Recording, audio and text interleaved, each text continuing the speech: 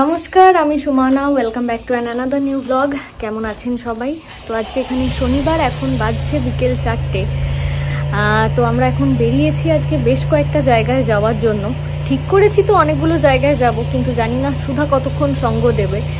তো প্রথমে আমরা যাচ্ছি কস্টকো, সেখান থেকে বেশ কিছু জিনিসপত্র নেওয়ার আছে। আর যেহেতু কয়েকদিন পরেই ক্যাম্পিংয়ে যাব, ক্যাম্পিংয়ের জন্য বেশ কয়েকটা প্রয়োজনীয় জিনিস নেওয়ার আছে। তো দুপুরে খাওয়া দাওয়া করে বেরোচ্ছি।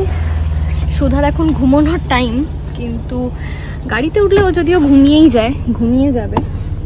আর ও যদি ঘুমিয়ে যায়, আমাদের কস্টকোতে গিয়ে কেনাকাটা করতেও সুবিধে হবে একটু।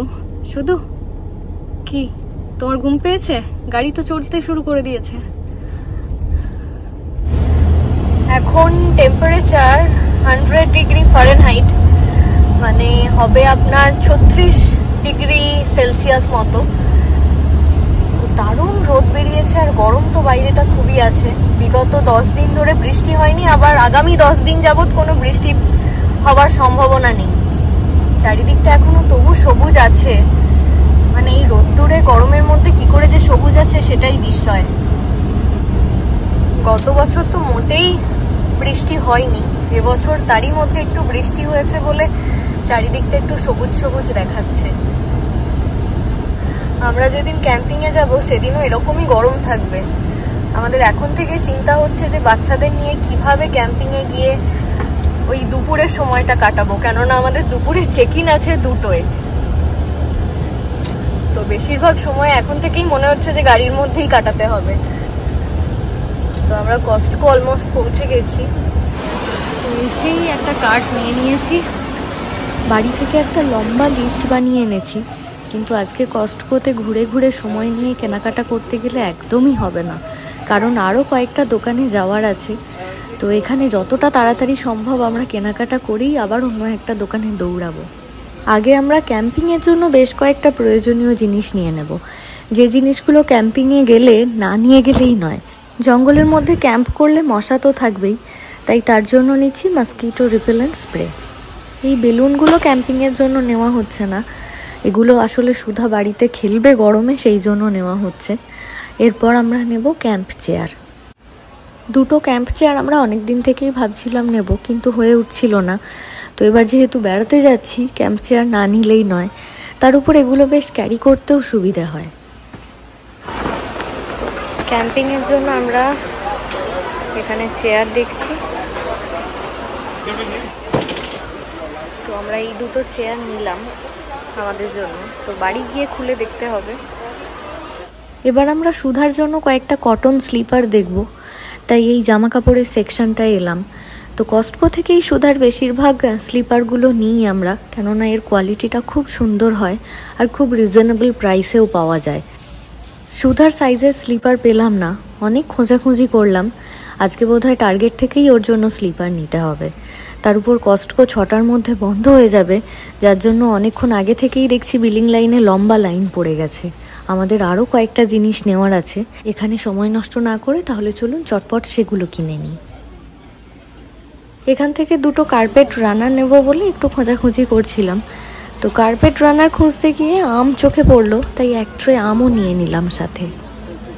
সুধা স্নান করার সময় বাথটাব থেকে জল ফেলে ফেলে বাথরুম রাগগুলো সব নষ্ট করে ফেলেছে, তাই আজকে ইচ্ছে ছিল যে 2টো বাথরুম রাগ নিয়ে যাব ওয়াশেবল, কিন্তু পেলাম না এখানে। তাই আমরা আর দেরি করব না, এখান থেকে একটা জলের ক্রেট নিয়ে সোজা বিলিং লাইনে যাব। আর কিছুক্ষণের মধ্যেই কস্টকো বন্ধ হয়ে যাবে, আর এমনিতেও বিলিং লাইনে যথেষ্ট ভিড় আছে। বিলিং লাইনে আমাদের বেশ খানিকক্ষণ অপেক্ষাও করতে হবে। আশেপাশের লোকজনকে তাই দেখছি জিনিসপত্র চটপট নিয়ে সোজা দৌড় দিচ্ছে বিলিং লাইনের দিকে। সুধাও ঘুম থেকে উঠে গেছে, এবার ওকে গাড়িতে নিয়ে গিয়ে একটু টিফিনও করাতে হবে। কস্টকোয় কেনাকাটা করে এখন গাড়িতে এলাম। তো শুধুকে একটু খাইয়ে দিই, ও টিফিন করার টাইম হয়ে গেছে, এখন 6:45 বাজছে। তো এরপর আমরা যাব ওল্ড নেভি, কেননা কস্টকোতে বেশ কয়েকটা জিনিস পেলাম না সুধার জন্য, তো সেগুলোই ওল্ড নেভিতে নিতে যাব। আর তারপর যদি সুধা ঠিকঠাক থাকে, একবার টার্গেট থেকে ঘুরে তারপর বাড়ি যাব। তো সুধার খাওয়া হয়ে গেছে, আমরা এখন ওল্ড নেভি যাচ্ছি। শুধু আজকে জুতো হারিয়ে ফেলেছে। স্ট্রলারে বসে বসে ঘুমোচ্ছিল, কিন্তু কখন জুতোটা খুলে গেছে পা থেকে আমিও খেয়াল করিনি। তো আর একটা জুতো খুলে দিতেই ও মোজাগুলোও খুলে নিয়েছে পা থেকে। ওল্ড নেভি চলে এসেছি আমরা। ওল্ড নেভিতে আজকে এসেছি শুধুমাত্র সুধার জন্য, কারণ ওর জন্য বেশ কয়েকটা গরমের টি শার্ট নেওয়ার আছে। এইসব জায়গাগুলো এমনই প্রলোভনের জায়গা, আর এরা এত সুন্দরভাবে ডিসপ্লে করে রাখে, মনে হয় যেন যা আছে সমস্ত কিছু নিয়ে নিই। তাই এখানে একদম বেশি সময় নষ্ট করব না, যেই রঙগুলো চোখে লাগছে সেগুলো চটপট তুলে নিয়ে এখান থেকে বেরিয়ে যাব।